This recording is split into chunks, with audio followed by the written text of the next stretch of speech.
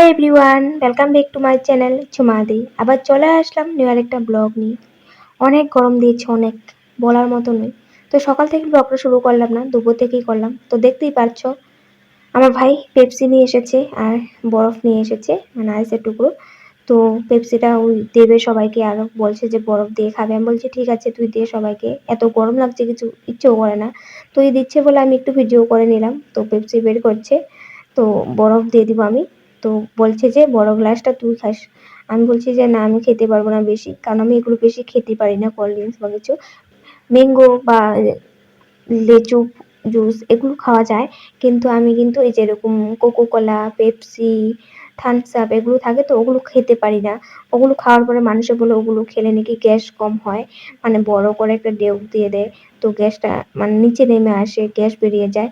তো আমার না সেটা হয় না, আমি খাওয়ার পরে না আমি বড় করে যে মানুষে বলে যে গ্যাস বেরিয়ে যায় ডেউক দেয় বড় করে বা কিছু, তো ওটা আমার হয় না কেন জানি। তাই আমি এগুলো বেশি খাই না, অল্প একটু খেয়ে নেই। তো দেখানোর জন্য আর আমি বড় গ্লাসটা নিব, আর একটা শর্টসও দিয়েছিলাম। তো এই ব্লগটা কিন্তু কয়েকদিন হয়েছে, তো আমি এডিট করতে সময় পাচ্ছি না বলেও কথা না, কিন্তু গরমটা যে দিয়েছে কিভাবে এডিট করব বলো। কারণ ফ্যানের নিচে বসে এডিট করা যায় না, ফ্যানের শব্দে ব্লগ মানে শুনতে কথাগুলো ভালো লাগে না। তাই আজ একটু আমাদের এখানে না দুদিন ধরে মানে একটু বৃষ্টি পড়ছে, তুফান এসেছিল রাত্রে, কিন্তু ঠান্ডাটা তেমন হয়নি, ঠান্ডা দেয়নি। তবু একটা বৃষ্টি বৃষ্টি ভাব থাকলে কিন্তু একটু ঠান্ডা ঠান্ডা থাকেই। তো আমি ফ্যানটা অফ করে গিয়ে আমি এডিট করতে পারছি, কিন্তু আমার গরম লাগছে তবু আমি সহ্য করতে পারছি।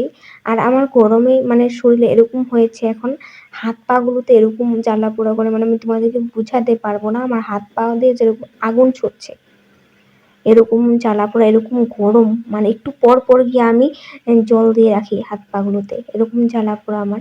তো যাই হোক, গরমে মানে এবার সহ্য করতেই পারছি না। তো ব্লগগুলো আমার অনেক জমা হয়ে গেছে, এডিট করার জন্য আমি পোস্ট করতে পারছি না। তো তবুও আমি থাক, মানে ঠান্ডা একটু ওয়েদারটা দেখে ব্লগগুলো এক এক করে এডিট করে তোমাদের সাথে শেয়ার করতে থাকবো।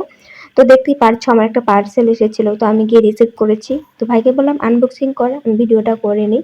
তো তোমরা বুঝেছই যে আমি কি এনেছি। এত গরম, তো কিছু অন্য কিছু বানিয়ে খাওয়াটাও ভালো লাগবে, তাই আমি এগুলো অর্ডার করেছিলাম যে আইসক্রিম বানাবো বলে। আইসক্রিম বা অনেক কিছু তো বানানো যায়, বরফগুলো যেগুলো মানে বানানো হয়, কুলফি এগুলো বানাতে পারবো। তাই আমি অর্ডার করে দিয়েছিলাম দুটো, কারণ আমাদের ঘরে মানুষ বেশি, আর এগুলো জিনিস একটা খালি কিন্তু পোষাবে না।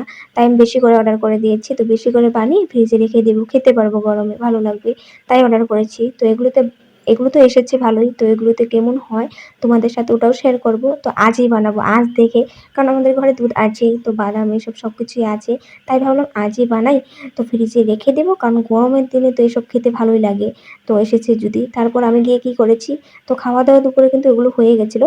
তারপর আমি গিয়ে দুধটা বসিয়ে দিয়েছি, দুধটা বসিয়ে দিয়ে আমি জাল করছি। আর ওই দিন যে আমি কোয়ালিটি মিক্স চকলেট ফ্লেভারের পাউডারটা চেয়েছিল, তো ওটা আমি কিন্তু অল্প রেখে দিয়েছিলাম, কারণ ওই দিন একটু দুধটা কম ছিল বলে আমি দেইনি পুরোটা, কম মানে বেশি হয়ে যাবে বলে দেইনি, অল্প একটু রেখে দিয়েছিলাম।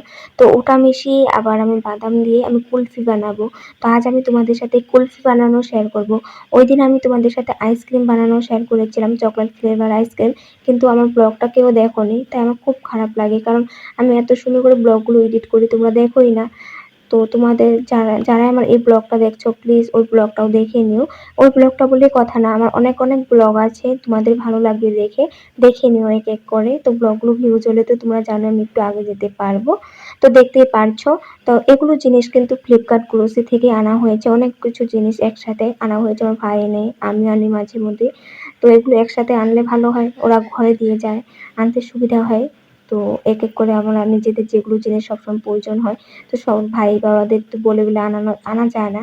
তো নিজে বুঝে অনলাইনে অর্ডার করতে এগুলো ভালোই লাগে, ঘরে এসে দিয়ে যায়, প্রবলেম নেই। মার্কেটে তো যাইনি আমি কোনোদিনও, তুমি তো দেখোই তোমরা, আমি যা শপিং করার হয় সব অনলাইনে শপিং করে নিই, মার্কেটে আমার যেতে ইচ্ছে করে না। আর বিশেষ করে কি জানো, আমি ঘরে থাকতে থাকতে আমার ওখানে রাস্তাঘাট আমি বেরোতেই পারি না, আমার গরম একটাও সহ্য হয় না, গরম মানে সহ্য করতে পারি না, গরম মানে রৌদ্র দেখলে আমার কেমন করে, আমি মাথা ঘোরায়। আর আমার হাত পাতে এরকম প্রবলেম হয়েছে, অনেক জ্বালা পোড়া, তাই আমি কিছুই করতে পারি না, মানে চলাফেরা করতে আমার যেরকম প্রবলেম হয় নাকি, এরকম আমার হাত পা জ্বালা পোড়া, মনে হয় আমি সারাদিন আমি ফ্রিজে ঢুকে থাকলে ভালো হতো নাকি, না জলে বসে থাকলে ভালো হবে নাকি, এরকম ভাবি। তো যাই হোক, তোমাদের সাথে সব বলি বলে এগুলো কথা বলছি। তো দেখতেই পাচ্ছ আমি বাদাম নিয়েছি কয়েকটা, তো এগুলো আমি এখন মিক্সারে গুঁড়ো করে নিব। তো আমি কুলফি করছি, তো কিভাবে করছি রেসিপিটা তোমাদের সাথে সুন্দর করে শেয়ার করব। তোমরাও যেন ভালো করে বানাতে পারো, ঘরে খেতে পারো। তো ঘরে কিভাবে বানায় তো শর্টকাট করে তোমাদের সাথে শেয়ার করছি। তো ওই ভিডিওটাও দেখে নাও, যেটা আমি আইসক্রিম বানিয়েছিলাম চকলেট ফ্লেভার। তো ওটাও অনেক সুন্দর করে শেয়ার করেছিলাম। তো তোমরা যদি ওটা গিয়ে দেখো, যারা দেখো কমেন্ট করে জানাবে কেমন হয়েছে বা কমেন্ট করবে, তবে আমি বুঝতে পারবো কে কে আমার ব্লগগুলো দেখো। তবে তোমাদেরকেও আমি সাপোর্ট করতে পারবো। তোমরা যদি আমাকে একটু সাপোর্ট করো, যারা ব্লগার আছো বা ব্লগ করো, তো সবাইকে সাপোর্ট করলে কিন্তু আগে যাওয়া যায়, তাই না? তো যাই হোক, দেখো দুধটা কিন্তু অনেকটাই জাল করে নিয়েছি, তো অনেকখানি শুকিয়ে গেছে কিন্তু, তার একটু শুকাবে হয়তো। তো যাই হোক, বাদামটা তো গুঁড়ো করে নিয়েছি দেখলেই। তো আমি বাদাম, চিনি আর ওই যে চকলেট ফ্লেভারের পাউডারটা একটু আছে, ওগুলো দিয়ে আমি এই কুলফিটা করছি।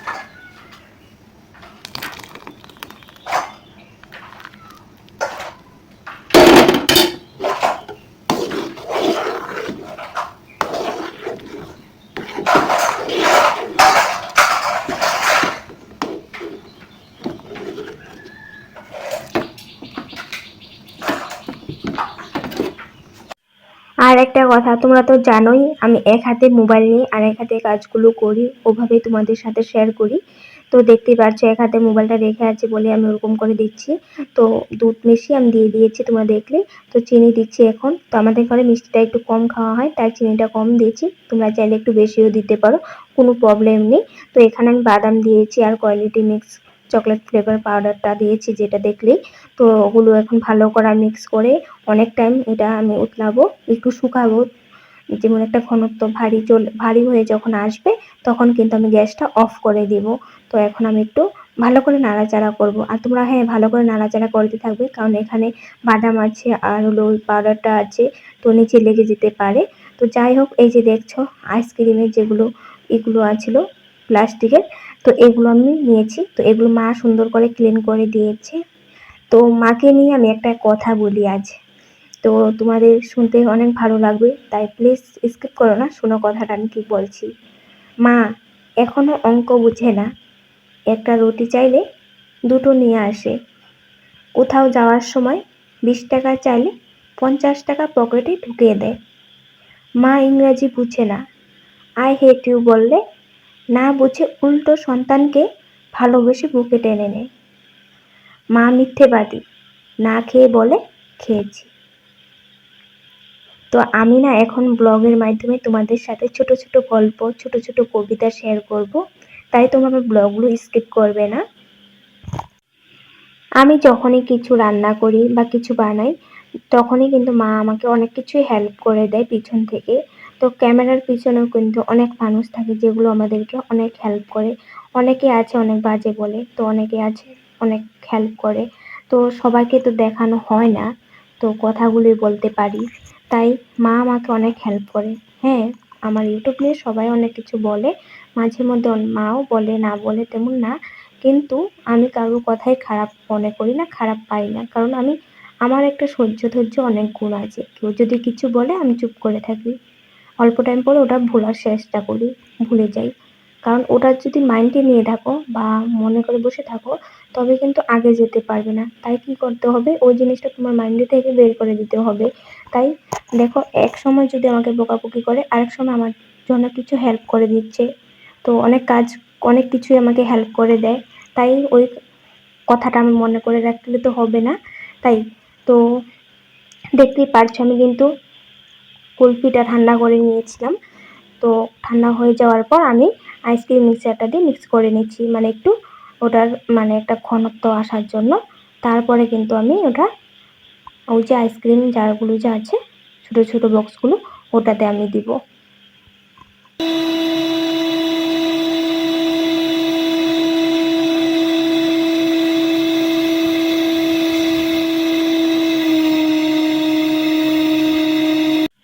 ওই দিন যে আমি আইসক্রিমটা বানিয়েছিলাম, ওই দিন কিন্তু একটু অন্যরকম বানিয়েছিলাম। ওই দিন আমি ওয়ান নাইট রেখেছিলাম, তারপর পরের দিন সকালবেলা আমি মিক্সারটা লাগিয়েছিলাম। তো আজ কিন্তু আমি তেমন করিনি। আজ আমি কুলফিটা বানাচ্ছি একটু অন্যরকম করে। কুলফি বানাচ্ছি, ওই দিন বানিয়েছিলাম ক্রিম বানিয়েছিলাম। তো আজ আমি কুলফি বানাচ্ছি। তো কুলফিটা আমি কি করেছি, ঠান্ডা করে তারপর মিক্সারটা লাগালাম দেখলেই। তারপর এখন সুন্দর করে মিশিয়ে নিচ্ছি, তোমরা তো দেখতেই পারছো কিরকম হয়েছে। তো এখন আমি বক্সগুলো ভরে নেব, তারপর ফ্রিজে রেখে দেব।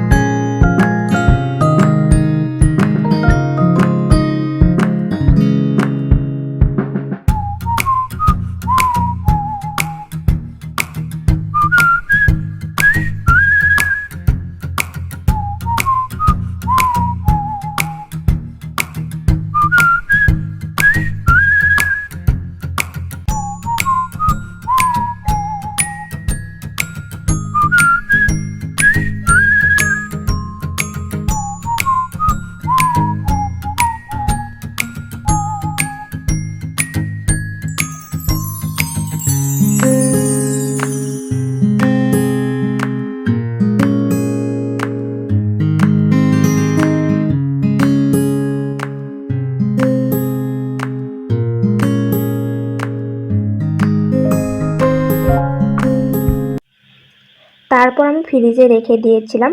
তো পরের দিন ধরো আমি দুপুর টাইমে 11টা 12টা প্রায় বাজে, দেখো আমি বিকেলবেলা রেখেছিলাম ফ্রিজে। তারপর পরের দিনও দেখি আমি, মানে পরের দিন ধরো দুপুর টাইমে দেখেছি, তো হয়নি, কিছু হয়নি, যেমন রেখেছিলাম তেমনই হয়ে আছে। জল বরফ হয়ে গেছে, সব কিছু হয়ে গেছে, কিন্তু এগুলো আর হচ্ছে না। তারপর না আমাদের ঘরে যে আইসক্রিমের ছোট ছোট বাটি ছিল, মানে যেগুলো আইসক্রিম খাওয়া হতো, মা যত্ন করে রেখে দিয়েছিল। তো প্রথমে যে তোমরা দেখতেই পাচ্ছ এখন মানে ছটা ছটা করে থাকে, তো হলুদ কালারের ওটা আমি বের করে বাটিতে দিয়ে দিয়েছি।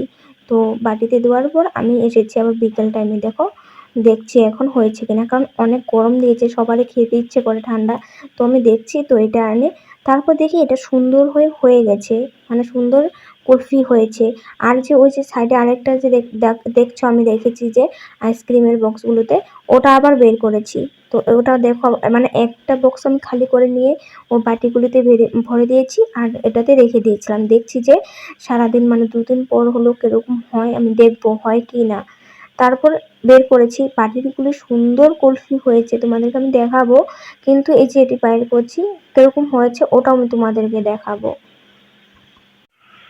আমি আমাদের গাছে থেকে একটা কলা পাতাও নিয়ে এসেছি, ভেবেছি যে সুন্দর করে হয়ে গেলে কলা পাতাতে বের করে করে দেখাবো কুলফিগুলো। তো দেখো বাটিগুলো কি সুন্দর হয়েছে, তোমাদেরকে আমি খেয়েও দেখাবো। সুন্দর, দেখো উঠেও যাচ্ছে, তুমি উঠাতেও পারবে কিছু দিয়ে। তো উঠানোর তো দরকার নেই, এটা থেকেই চামচ দিয়ে খাওয়া যাবে। তো যেগুলো আমি বক্সে রেখেছিলাম আইসক্রিমের ছোট ছোট বক্সগুলোতে, ওটা আমি অনেক আশা করেছিলাম, ভেবেছি যে সবাইকে দিব, একটা একটা করে ধরে ধরে খাবে, সুন্দর হবে, এটা দিয়ে উঠে পড়বে। এই দেখো, একদিন হয়ে গেছে পোড়া, কিছুই হয়নি। তো সবগুলোই খুলে খুলে দেখছে আমার ভাই। তো আমি ভাবলাম তোমাদের সাথে ভিডিওটা শেয়ার করে দেই। তো আমাদের মতো ফ্রিজ যাদের আছে আমি তাদেরকে বলি, আমাদের মতো না, আমার মনে হয় এগুলো এরকম বক্সে রাখলে এগুলো বক্সগুলো অনেক ভারী হয় না সহজে। তো ৫-৬ দিন রাখতে হবে, তবে গিয়ে নন স্টপ যদি ফ্রিজ চালানো থাকে ৫-৬ দিন থাকে তবে গিয়ে একটু হবে, যে এটা দেখে আমি বুঝতে পেরেছি। আর কখনো কখনো কারেন্ট চলে যায়, কারেন্ট চলে গেলে তো আধা ঘন্টা ১ ঘন্টা পরে আসে, তখন তো তোমাদের আবার এটা জলের মতো হয়ে যাবে। তাই তোমরা ওগুলো তো না করাই ভালো, এরকম বাটিতে করবে। আমি তো দুপুর টাইমে ওটার থেকে ঢেলে এটাতে রেখেছি, দেখো কি সুন্দর হয়েছে বিকেল টাইমেতেই। তাই তোমরা এগুলোতে করবে, খেতেও কিন্তু দারুণ টেস্ট হয়েছিল, দেখতেই তো পারছো একদম কুলফির মতো হয়েছিল কিন্তু। তো আজ এখানে রাখছি, দেখা হবে নেক্সট ব্লগে। Bye bye.